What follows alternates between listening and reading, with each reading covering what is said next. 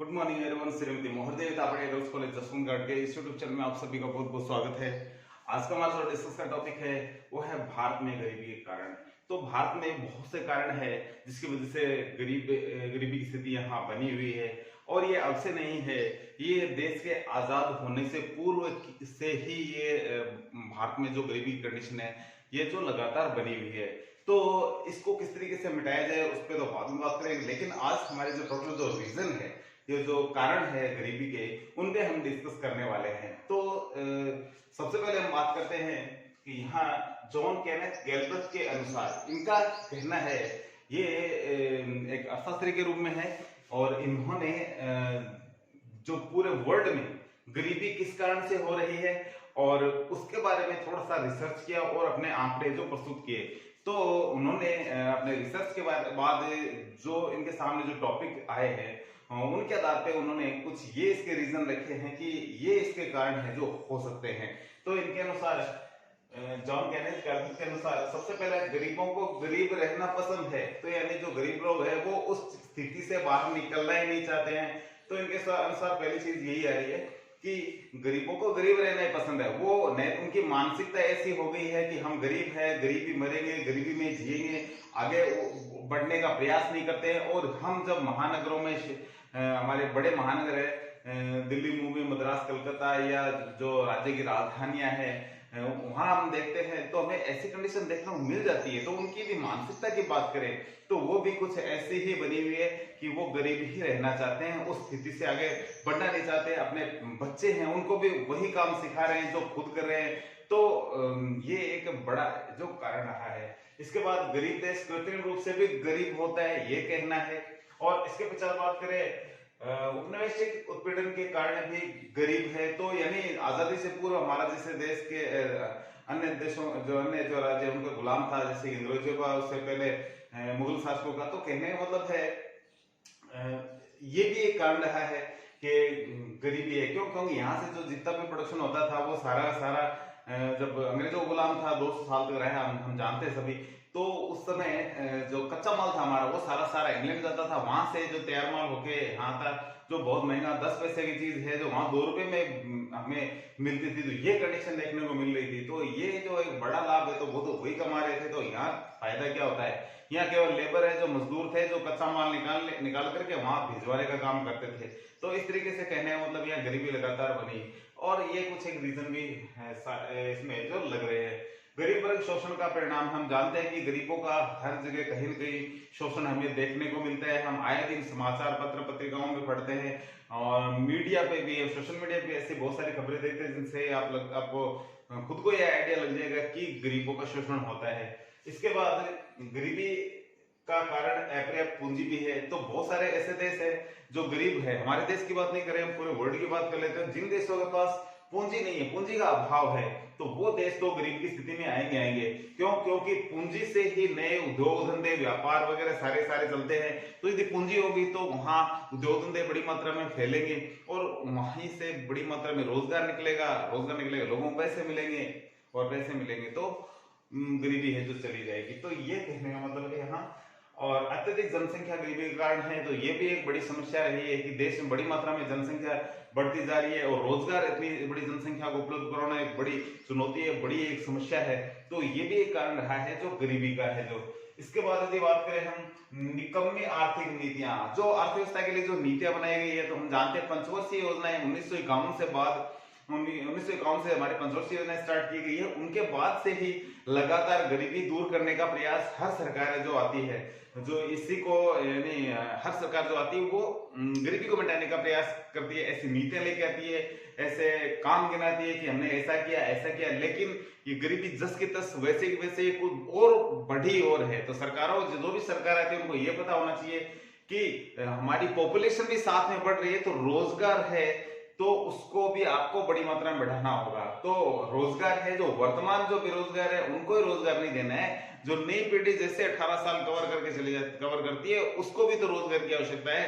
तो हमें ये सोचना समझना होगा कि जनसंख्या के साथ समायोजन करते हुए हमें रोजगार के संसाधन जो अर्थव्यवस्था में उपलब्ध करवाने होंगे, तभी ये गरीबी है जो हमारे देश से जो निकल पाएगी। नेक्स्ट, अज्ञानता के कारण भी गरीबी है। तो बहुत सारे ऐसे लोग हैं जो जिनके पास नॉलेज नहीं होता है, ज्ञान नहीं होता है, और अपने ज्ञानवश है जो वो उसी स्थिति में ही पड़े रहते हैं जिस स्थिति में है, और उससे आगे है जो वो बढ़ नहीं पाते। तो सिंपल सा मैं एक छोटा सा एग्जांपल देना चाहूंगा। एक जैसे मान लो एक व्यक्ति है, कृषि का काम करता है, ठीक है, और उसकी जो कृषि है जो आबादी वाली जगह में आ गई है, तो उसको ये पता नहीं है कि मेरी जो कृषि भूमि है ये आज करोड़ों रुपए की है। यदि वो छोटा सा एक टुकड़ा यदि कृषि का 10वां हिस्सा यदि बेच दे तो उसके पास पैसे आ जाएंगे बहुत बड़ी मात्रा में, अपना खुद का व्यापार बिजनेस कोई भी कर सकता है, या यदि उस पैसे को यदि यूज में ले तो अच्छा अपनी जिंदगी गुजार सकता है। लेकिन वो उसी जगह पे कृषि किए जा रहे हैं उसी पुराने तरीके से, और उसी कंडीशन में ही रह रहे हैं। तो कहने का मतलब है लोगों में अज्ञानता भी एक कारण है जो कि है जो गरीबी का एक पर्याय बना हुआ है। और यदि हम बात करें तो ये तो थी जॉन केनेस गैल्ब्रेथ के अनुसार गरीबी के कारण बताए गए इन्होंने। और अब बात करते हैं भारत में विशेष रूप से कौन कौन से कारण रहे हैं जिनकी वजह से यहाँ है जो गरीबी का है जो कुचक्र लगातार चल रहा है। तो भारत की बात करें तो सबसे पहले इसका जो रीजन आ रहा है, कारण आ रहा है, वो है अल्प विकास। तो भारत में जो अर्थव्यवस्था वो एक अल्प विकसित अर्थव्यवस्था है, और अल्प विकसित अर्थव्यवस्थाओं में है हम जानते हैं कि बहुत सारी परेशानी आती है, और इन परेशानियों से निकलना भी एक बड़ी पेचीदगी का काम होता है। तो अल्प विकसित अर्थव्यवस्था लगभग जहां जिन देशों में, तो वहां गरीबी है, ये पक्की बात है। क्यों? क्योंकि अल्प विकसित अर्थव्यवस्थाओं में न तो पूर्ण रूप से रोजगार नहीं मिल पाता है लोगों को, और ज्यादातर जो लोग काम करते हैं वो पुराने ट्रेडिशनल तरीके से काम करते रहते हैं। यानी जैसे मान लो इंडिया की बात करें तो यहाँ कृषि है, मुख्य कार्य है, तो यहाँ लोग ज्यादातर कृषि कार्यों में ही लगे हुए हैं। तो ये एक रीजन है इसका। तो अल्प विकसित अर्थव्यवस्था में एक बड़ी समस्या रहती है वितरण की असमानता। तो धन का जो वितरण है वो भी ऐसी कुछ हमारे जो पंचवर्षीय योजनाओं के बाद से हम ऐसे क्रियाकलाप हमें देखने को मिले कि अरे अमीर और अमीर होता गया और गरीब होता गया। तो ये भी कहीं ना कहीं कारण है कि धन की जो असमानता है, लोगों में धन का वितरण है वो सही प्रकार से नहीं हो रहा है, ठीक है। तो ये एक बड़ा मैटर बना हुआ है, तो ये भी एक कारण गिनाया जा सकता है। जनसंख्या में वृद्धि तो हमने अभी थोड़ी देर पहले डिस्कस किया था। लगातार जैसे जनसंख्या बढ़ेगी तो जैसे 18 साल पार करने वाले लोग हैं उनको रोजगार चाहिए, ठीक है, तो वो बेरोजगार की श्रेणी में आ जाते हैं। तो ऐसे लोगों को किस तरीके से ये रोजगार उपलब्ध करवाया जाए, क्योंकि हमारे देश में हर साल लगभग 2-2.5 करोड़ लोग हैं जो नए हैं जो बेरोजगार उत्पन्न हो जाते हैं। तो उनको एक बड़ी समस्या रही थी, 5 साल रोजगार यदि नहीं मिले तो इसका मतलब 10 करोड़ के आसपास है जो बेरोजगारों की श्रेणी ये आ जाएगी, और ऐसी कंडीशन में 10 करोड़ रोजगार उपलब्ध नहीं हो पाते हैं।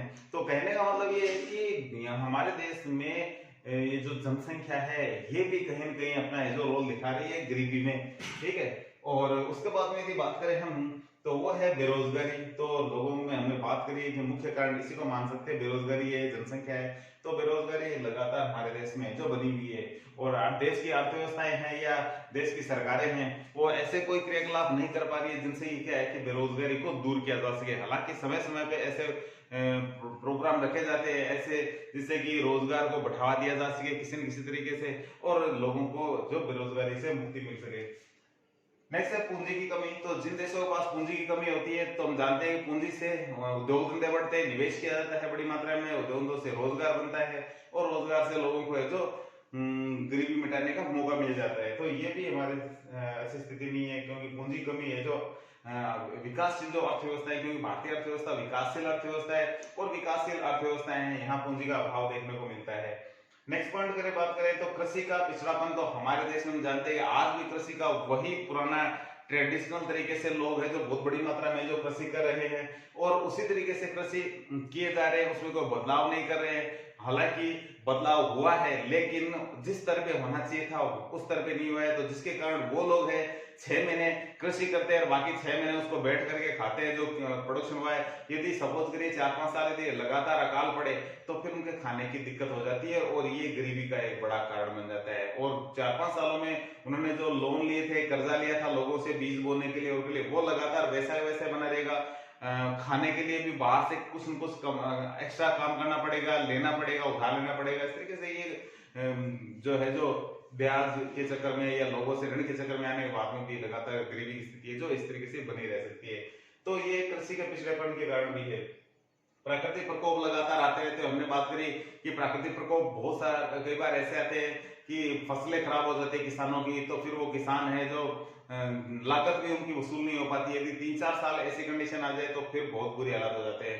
कई बार ऐसे प्राकृतिक प्रकोप आते हैं कि जिनसे कि लोग घर में जैसे कोई बीमारी फैल जाए, और बीमारी से जो घर के मुख्य काम करने वाले लोग हैं, जो यदि उनकी मृत्यु हो जाती है, तो कमाने वाले यदि छोटे बच्चे, यदि महिलाएं हैं, तो ऐसी कंडीशन में है तो वो भी जो गरीबी का एक कारण बन सकता है।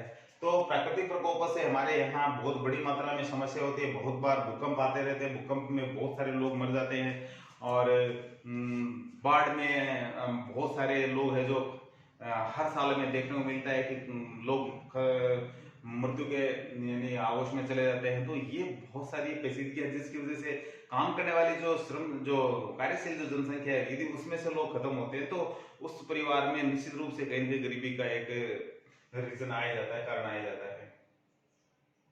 निम्न प्रौद्योगिकी मतलब है पुरानी तकनीक। आज भी हमारे देश में बहुत सारे उद्योग धंधों में, कृषि क्षेत्र में पुरानी तकनीक से ही काम कर रहे हैं, जबकि दुनिया है जो पता नहीं कहां कहां आगे बढ़ चुकी है। तो हमारे देश में ये एक बड़ी समस्या रही है कि हम लोग पुराने तक जो तरीके है उसी से काम कर रहे हैं, जिससे कि लागत ज्यादा आती है और प्रोडक्शन कम होता है। जबकि नई तकनीकों में है जो कि लागत तो आती है कम और प्रोडक्शन होता है ज्यादा, जबकि पुराने वाले में लागत अधिक और प्रोडक्शन कम। तो ये एक बड़ी समस्या रही है, तो हमें ये चेंज करने चाहिए। तो ये भी एक कारण रहा है।